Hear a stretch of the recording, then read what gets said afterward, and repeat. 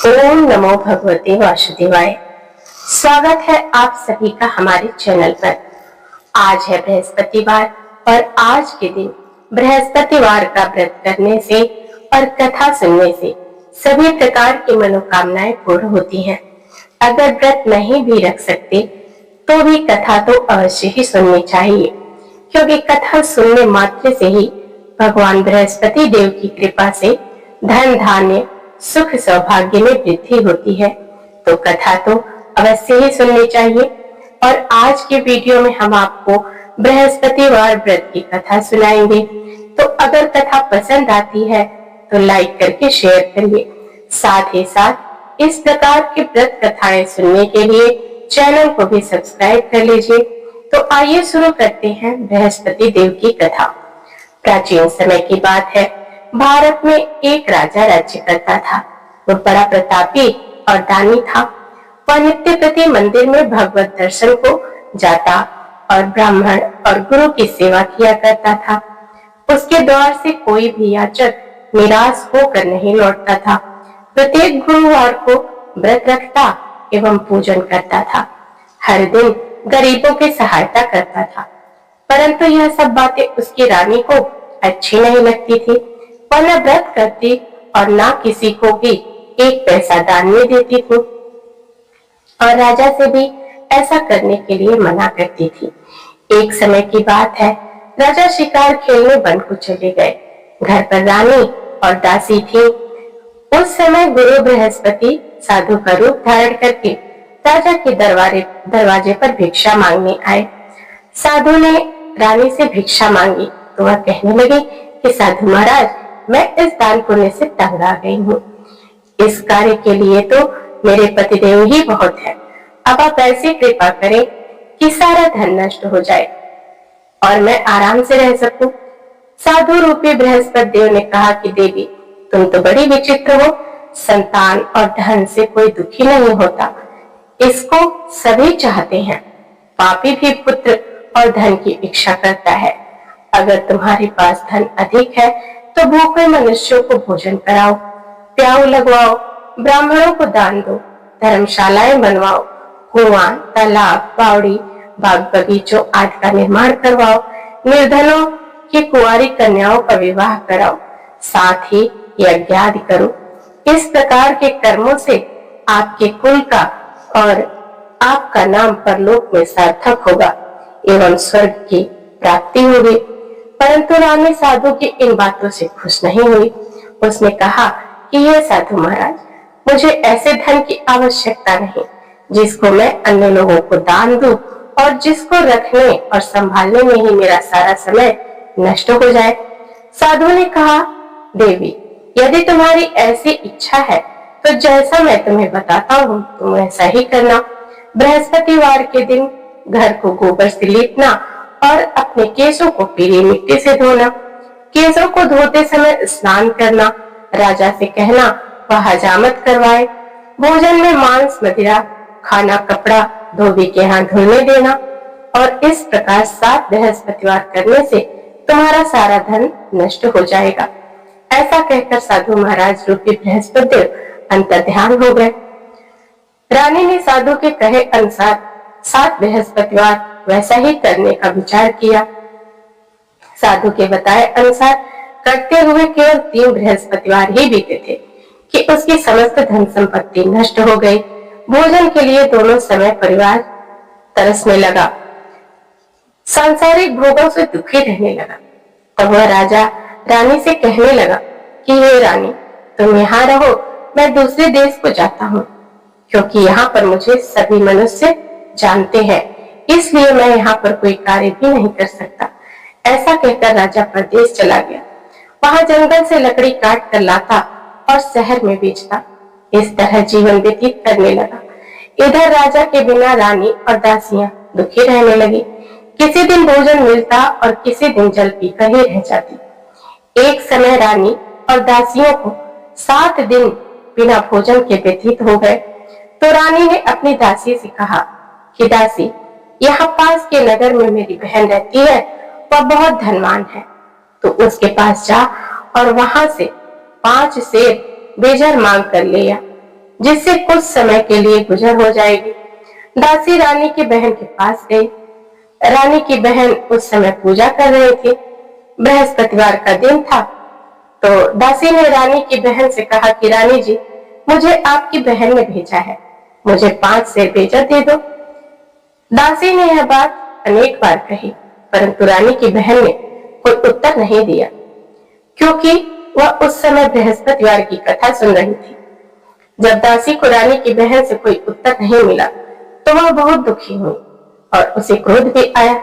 वह लौटकर रानी से बोली, रानी, आपकी बहन तो बहुत घमंडी है, छोटे लोगों से बात भी नहीं करती। मैंने उससे कहा तो उसने मुझे कोई उत्तर नहीं दिया। मैं वापस चली आई। रानी बोली, दासी, इसमें उसका कोई दोष नहीं। जब बुरे दिन आते हैं तब कोई सहारा नहीं देता। अच्छे बुरे का पता विपत्ति में ही लगता है। अब तो जो ईश्वर की इच्छा होगी वही होगा। वह सब हमारे भाग्य का दोष है। उधर रानी की बहन ने सोचा कि बहन की दासी आई थी, परंतु मैं उससे नहीं बोली। इस तरह वह दुखी हुई होगी। कथा सुनकर विष्णु भगवान का पूजन समाप्त करके वह अपनी बहन के घर आई और कहने लगी, बहन, मैं बृहस्पतिवार का व्रत कर रही थी। तुम्हारी दासी गई, परंतु जब तक कथा होती है तब तक हम लोग न उठते हैं और न बोलते हैं, इसलिए मैं नहीं बोली। कहो दासी, क्यों गई थी? तो रानी बोली, बहन, हमारे घर पर अनाज नहीं था। वैसे तुमसे कोई बात छुपी नहीं है, इस कारण मैंने दासी को तुम्हारे पास 5 सेर बेजा लेने के लिए भेजा था। रानी की बहन बोली, बहन देखो, बृहस्पतिवार भगवान सबकी मनोकामना पूरी करते हैं। देखो, शायद तुम्हारे घर में अनाज रखा। ऐसा सुनकर दासी घर के अंदर गई तो वहां पर उसे एक बड़ा बेझर का घड़ा मिल गया। तो उसे बड़ी हैरानी हुई, क्योंकि उसने एक एक बर्तन देख लिया था। उसने बाहर आकर रानी को बताया। दासी अपनी रानी से कहने लगी कि रानी देखो, वैसे जब हमको अन्न नहीं मिलता तो हम रोज ही व्रत करते हैं। अगर इनसे व्रत की विधि और कथा पूछ ली जाए तो हम भी उसे किया करेंगे। दासी के कहने पर रानी ने अपनी बहन से बृहस्पतिवार व्रत के बारे में पूछा। उसकी बहन ने बताया, बृहस्पतिवार के व्रत में चने की दाल और मुनक्का से विष्णु भगवान का केले की जड़ में पूजन करें और दीपक जलाएं, पीला भोजन करें तथा कथा सुने। इस प्रकार से गुरु भगवान प्रसन्न होते हैं, अन्न पुत्र धन देते हैं और सभी प्रकार की मनोकामना को पूर्ण करते हैं। व्रत और पूजन विधि बताकर रानी की बहन अपने घर लौट आई। रानी और दासी दोनों ने निश्चय किया कि बृहस्पति देव भगवान का पूजन अवश्य करेंगे। 7 रोज के बाद जब बृहस्पतिवार का व्रत आया तो घुड़साल में जाकर चना और गुड़ भून लाई और उसकी दाल से केले की जड़ तथा विष्णु भगवान का पूजन किया। अब पीला भोजन कहाँ से ले आए? दोनों बड़ी दुखी हुई, परंतु उन्होंने व्रत किया था, इसी कारण बृहस्पतिवार भगवान प्रसन्न थे। एक साधारण व्यक्ति के रूप में वे 2 थालों में सुंदर पीला भोजन लेकर के आए और दासी को देकर बोले कि हे दासी, यह भोजन तुम्हारे और रानी के लिए है, तुम दोनों भोजन करना। दासी भोजन पाकर बड़ी प्रसन्न हुई और रानी से बोली, रानी जी भोजन कर लो। रानी को भोजन आने के बारे में कुछ पता नहीं था, इसलिए वह दासी से बोली, जा तू ही भोजन कर, क्योंकि तू हमारी व्यर्थ में हंसी उड़ाती है। तो दासी बोली, एक व्यक्ति भोजन दे गया है। रानी कहने लगी, वह भोजन तेरे लिए दे गया है, तो तू ही भोजन कर। दासी ने कहा, यह व्यक्ति हम दोनों के लिए 2 थालों में भोजन देकर गया है, इसलिए मैं और आप दोनों लोग साथ साथ भोजन करेंगे। दोनों ने गुरु भगवान को नमस्कार करके भोजन प्रारंभ किया। उसके बाद वे प्रत्येक बृहस्पतिवार को गुरु भगवान का व्रत और पूजन करने लगे। बृहस्पति भगवान की कृपा से उनके पास धन हो गया, परंतु रानी फिर से पहले की तरह आलस करने लगी। तब दासी बोली, देखो रानी, तुम पहले भी इसी प्रकार आलस करती थी, तुम्हें धन रखने में कष्ट होता था, इस कारण सभी धन नष्ट हो गया। अब गुरु भगवान की कृपा से धन मिला है तो फिर तुम्हें आलस होता है। बड़ी मुसीबतों के बाद हमें यह धन मिला है, इसलिए हमें दान पुण्य करना चाहिए। भूखे मनुष्यों को भोजन कराओ, प्याऊ लगवाओ, ब्राह्मणों को दान दो, कुआं तालाब बावड़ी आदि का निर्माण करवाओ, मंदिर में पाठशाला बनवाकर दान दो और कुंवारी कन्याओं का विवाह करवाओ। धन को शुभ कार्यों में खर्च करो, जिससे तुम्हारे कुल का यश बढ़े और स्वर्ग की प्राप्ति हो तथा पितृ प्रसन्न हो। दासी की बात मानकर रानी इसी प्रकार का कर्म करने प्रारंभ कर दिए। उसका काफी यश फैलने लगा। एक दिन रानी और दासी आपस में विचार करने लगे कि न जाने राजा किस दशा में होंगे। उनकी कोई खोज खबर नहीं है। गुरु भगवान से उन्होंने प्रार्थना की और भगवान ने रात्रि में राजा को सपने में कहा कि हे राजा उठ, तेरी रानी तुझको याद कर रही है, अब अपने देश को लौट जा। राजा प्रातः काल उठा और विचार करने लगा कि स्त्री जाति खाने और पहनने की साथी होती है, पर भगवान की आज्ञा मानकर वह अपने नगर को चलने के लिए तैयार हुआ। जब राजा प्रदेश गया तो प्रदेश में बहुत दुखी रहने लगा। प्रतिदिन जंगल से लकड़ी बीन कर लाता और उसे शहर में बेचकर अपने दुखी जीवन को बड़ी कठिनता से व्यतीत करता था। एक दिन राजा दुखी हो अपने पुरानी बातों को याद करके रोने लगा। उस जंगल में बृहस्पति देव एक साधु का रूप धारण करके आए और राजा के पास आकर बोले, लकड़हारे, तुम इस सुनसान जंगल में किस चिंता में बैठे हो, मुझे बताओ। यह सुनकर राजा के नेत्रों में जल भर आया और साधु की वंदना करके बोला, प्रभु आप सब जानने वाले हैं। इतना कहकर राजा ने साधु को अपनी संपूर्ण कहानी सुना दी। महात्मा तो दयालु होते हैं। वे राजा से बोले, राजा तुम्हारी पत्नी ने बृहस्पति देव के प्रति अपराध किया था, जिसके कारण तुम्हारी यह दशा हुई है। अब तुम किसी प्रकार की चिंता मत करो, भगवान तुम्हें पहले से अधिक धन देंगे। देखो तुम्हारी पत्नी ने बृहस्पतिवार का व्रत प्रारंभ कर दिया है। अब तुम भी बृहस्पतिवार का व्रत करके चने की दाल और गुड़ जल लोटे में डालकर केले का पूजन करो और फिर कथा कहो और सुनो, भगवान तुम्हारी सब मनोकामनाओं को पूर्ण करेंगे।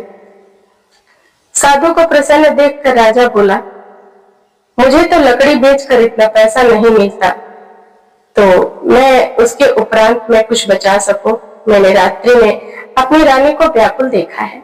मेरे पास कोई साधन नहीं है जिससे जाकर मैं समाचार जान सकूं और फिर मैं बृहस्पतिवार की कथा और कहानी क्या कहूं, यह भी मुझको मालूम नहीं है। तो साधु ने कहा, राजा तुम किस बात की चिंता करते हो? बृहस्पतिवार के दिन रोज की तरह लकड़ियां लेकर शहर में जाओ, तुम्हें रोज से दुगुना धन प्राप्त होगा, जिससे तुम भली भांति भोजन कर लोगे और बृहस्पति देव की पूजा का सामान भी आ जाएगा। और बृहस्पतिवार की कहानी इस प्रकार से है। प्राचीन काल में एक बहुत ही निर्धन ब्राह्मण रहता था। उसकी कोई संतान नहीं थी। वह नित्य पूजा पाठ करता, परंतु यह सब उसकी स्त्री को मलिनता के साथ रहती थी। वह न स्नान करती और न ही किसी देवता का पूजन करती। प्रातःकाल उठते ही सबसे पहले भोजन करती, बाद में कोई अन्य काम करती। ब्राह्मण देवता बहुत दुखी रहते थे। पत्नी को बहुत समझाते, परंतु उसका कोई परिणाम न निकलता। भगवान की कृपा से ब्राह्मण की स्त्री की कन्या उत्पन्न हुई और कन्या अपने पिता के घर में बड़ी होने लगी। वह बालिका प्रातः स्नान करके भगवान विष्णु का जप करती, बृहस्पतिवार का व्रत भी करने लगी। पूजा पाठ समाप्त करके स्कूल जाती तो अपने मुट्ठी में जौ भर कर ले जाती और पाठशाला जाने के मार्ग में डालती जाती। वही जौ स्वर्ण के हो जाते तो लौटते समय उनको बीन कर घर ले आती। एक दिन वह बालिका सूप में उन सोने के जौ को फटक कर साफ कर रही थी। तभी उसकी माँ ने देख लिया और कहा कि बेटी, सोने का जौ फटकने के लिए सोने का सूप भी होना चाहिए। दूसरे दिन गुरुवार था। वह कन्या ने व्रत रखा और बृहस्पति देव की प्रार्थना करके कहा कि प्रभु, यदि मैंने सच्ची मन से आपकी पूजा की हो तो मुझे सोने का सूप दे दो। बृहस्पति देव ने उसकी प्रार्थना स्वीकार की और रोजाना की तरह वह कन्या जौ फैलाती हुई स्कूल चली गई। स्कूल से लौटकर जब वह जौ बीन रही थी तो बृहस्पति देव की कृपा से उसे सोने का सूप मिला और उसे वह घर ले आई और उसमें जौ साफ करने लगी, परंतु उसकी माँ का वही ढंग रहा। एक दिन की बात है, वह कन्या सोने का सूप में जौ साफ कर रही थी। उस समय उस नगर का राजकुमार वहां से होकर निकला। इस कन्या के रूप और कार्य को देखकर उस पर मोहित हो गया और राजमहल में आकर भोजन तथा जल त्याग कर उदास होकर लेट गया। जब राजा को राजकुमार द्वारा अन्न जल त्यागने का समाचार ज्ञात हुआ तो वह अपने मंत्रियों के साथ अपने पुत्र के पास गए और बोले, बेटा, तुम्हें किस बात का कष्ट है? किसी ने अपमान किया है अथवा कोई कारण है? मुझे बताओ, मैं वही करूंगा जिससे तुम्हें प्रसन्नता हो। तो राजकुमार ने अपने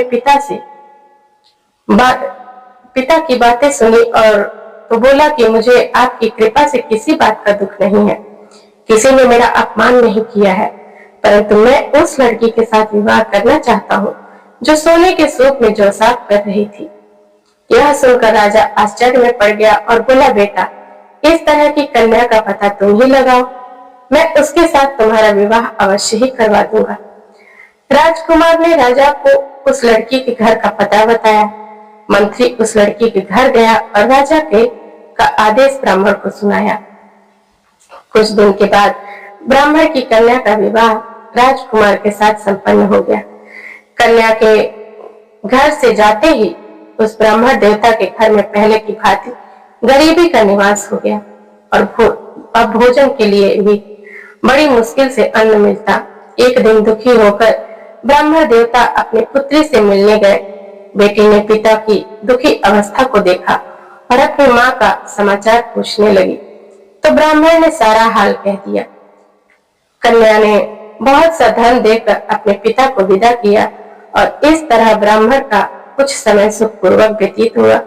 लेकिन कुछ दिन के बाद फिर वही हाल हो गया। ब्राह्मण फिर अपनी कन्या के यहाँ गया और सभी हाल कहा तो पुत्री बोली, पिताजी, आप माता जी को यहाँ लिवा लाओ, मैं उन्हें विधि बता दूंगी जिससे गरीबी दूर हो जाएगी। ब्राह्मण देवता अपनी स्त्री को साथ लेकर राजमहल अपनी पुत्री के पास पहुंचे तो पुत्री अपनी माँ को समझाने लगी कि माँ, तुम प्रातः काल उठकर प्रथम स्नान आदि करके विष्णु भगवान का पूजन करो तो सब दरिद्रता दूर हो जाएगी। परंतु उसके माँ ने उसकी एक न मानी। वह प्रातः काल उठकर अपनी पुत्री का बचा हुआ जूठन खा लेती थी। एक दिन उसकी पुत्री को बहुत गुस्सा आया। उसने एक रात कोठरी में सारा सामान निकाल दिया और अपनी माँ को उसमें बंद कर दिया।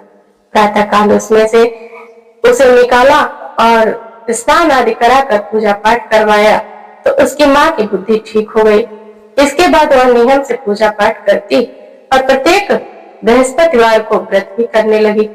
इस व्रत के प्रभाव से उसकी माँ भी बहुत धनवान हो गई और पुत्रवती हो गई और बृहस्पति देवता के प्रभाव से वह स्वर्ग को गई। वह ब्राह्मण भी सुखपूर्वक इस लोक का सुख भोग कर स्वर्ग को प्राप्त हुआ। इस तरह कहानी कहकर साधु देवता वहां से अंतर्ध्यान हो गए। धीरे धीरे समय व्यतीत होने लगा। फिर बृहस्पतिवार का दिन आया। राजा जंगल से लकड़ी काट कर किसी शहर में बेचने गया तो उसे और दिनों से अधिक पैसा मिला।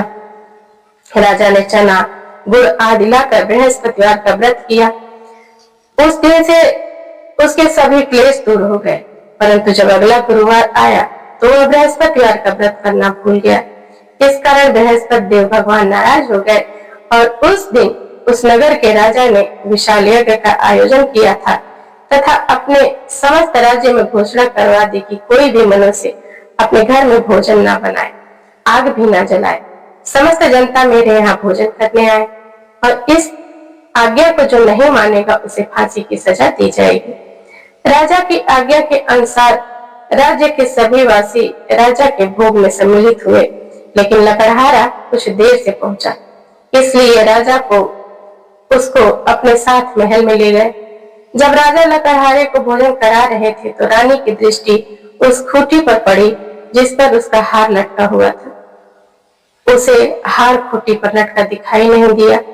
रानी को निश्चय हो गया कि मेरा हार इस लकड़हारे ने चुरा लिया है और उसी समय सैनिक बुलवाकर उसको जेल में डलवा दिया।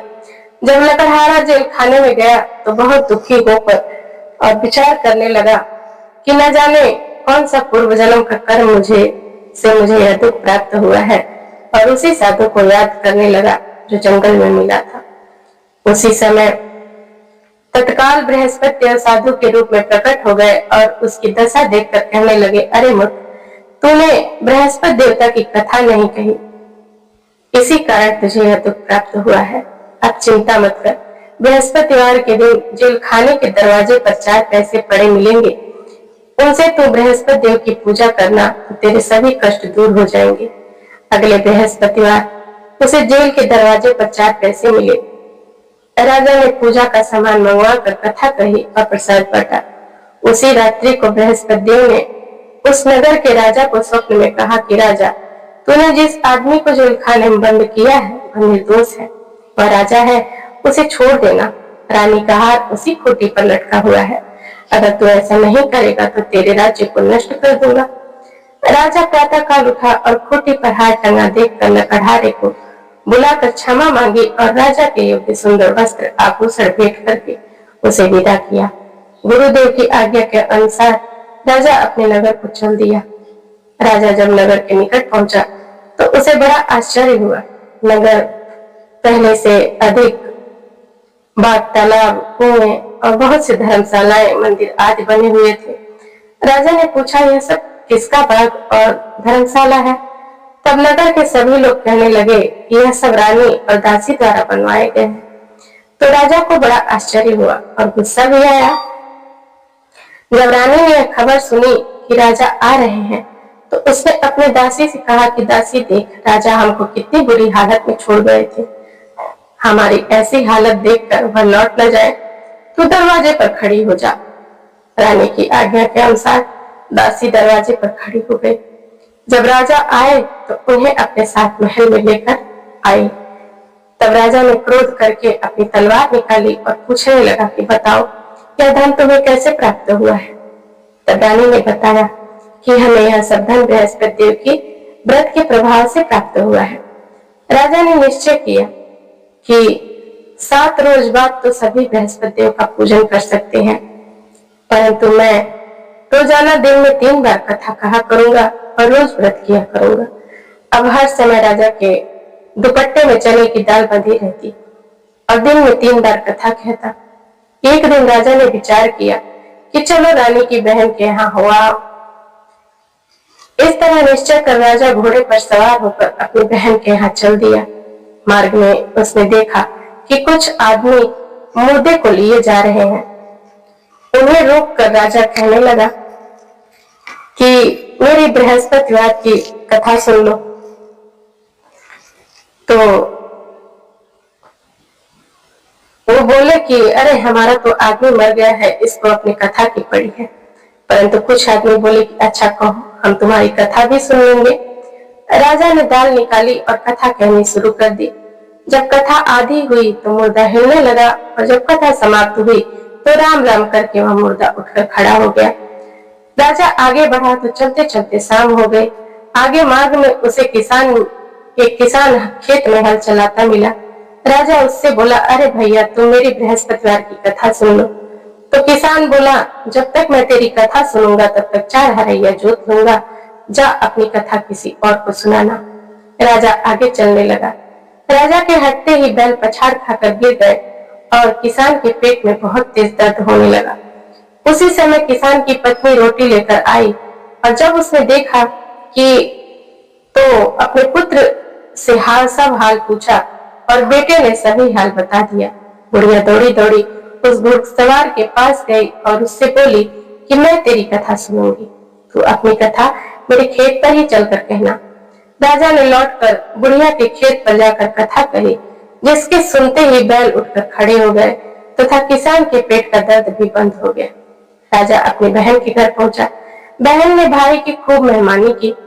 दूसरे रोज प्रातः काल राजा जगा तो वह देखने लगा कि सब लोग भोजन कर रहे हैं। राजा ने अपनी बहन से पूछा, कोई ऐसा मनुष्य है जिसने भोजन नहीं किया, जो मेरी बृहस्पतिवार की कथा सुन ले? तो बहन बोली, भैया यह देश ऐसा ही है, पहले यहाँ के लोग भोजन करते हैं, बाद में अन्य काम करते हैं। अगर पड़ोस में कोई हो तो मैं देख कर आती हूँ। ऐसा कहकर बहन देखने चली गई, परंतु उसे कोई ऐसा व्यक्ति नहीं मिला जिसने भोजन नहीं किया हो।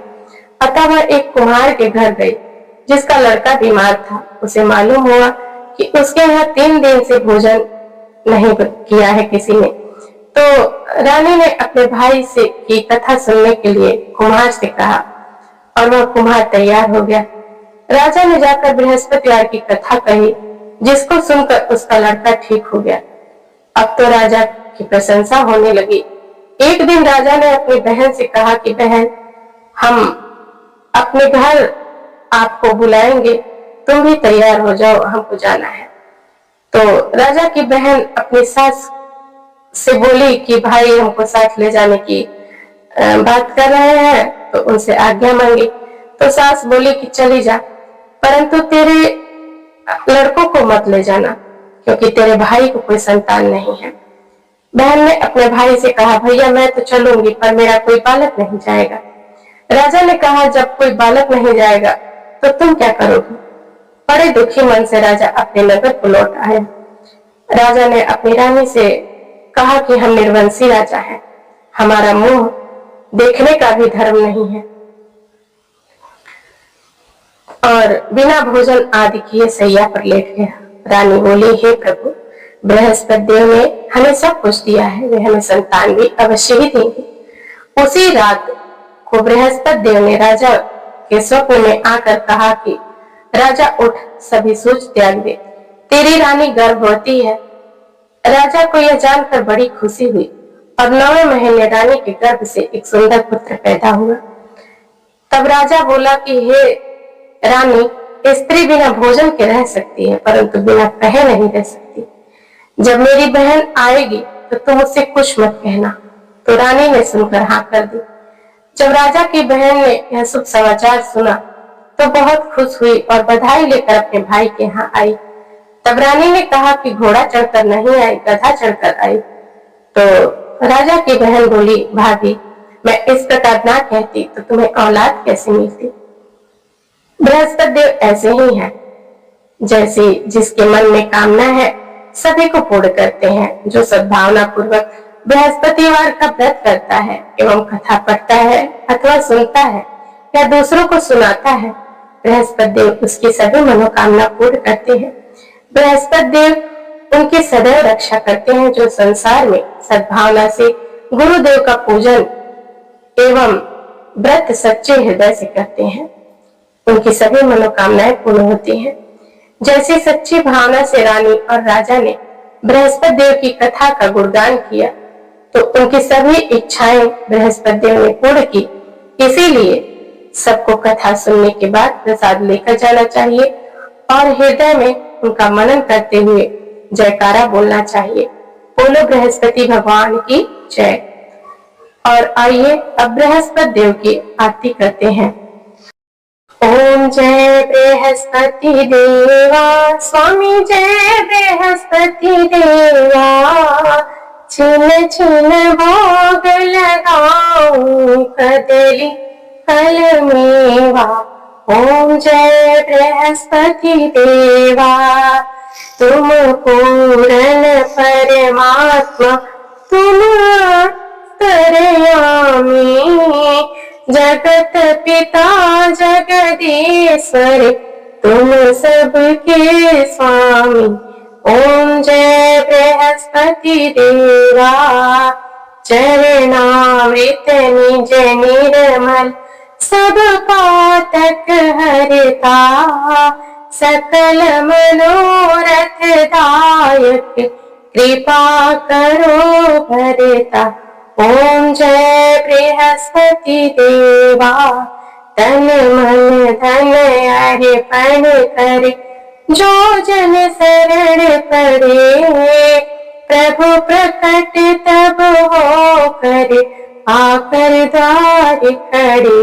ओम जय बृहस्पति देवा, दीन दयाल दयानिधि, भक्तन हितकारी, पाप दोष सब हरता भवबंधन हारी।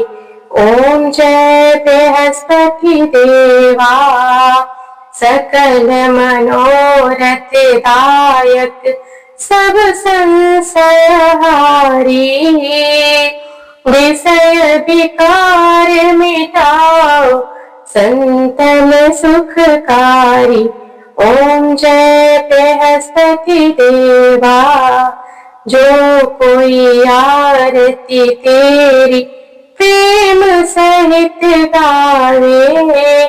जेठानंद आनंद करे सो निश्चय पावे। ओम जय बृहस्पति देवा। प्रेम से बोलिए से बृहस्पति देव भगवान की जय। श्री विष्णु भगवान की जय। माता लक्ष्मी की जय। तो ये थी आज की कथा और आरती। उम्मीद है आप सभी को पसंद आई होगी।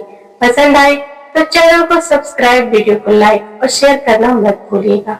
मिलते हैं ऐसी ही कथा में और तब तक के लिए ओम नमो भगवते वासुदेवाय।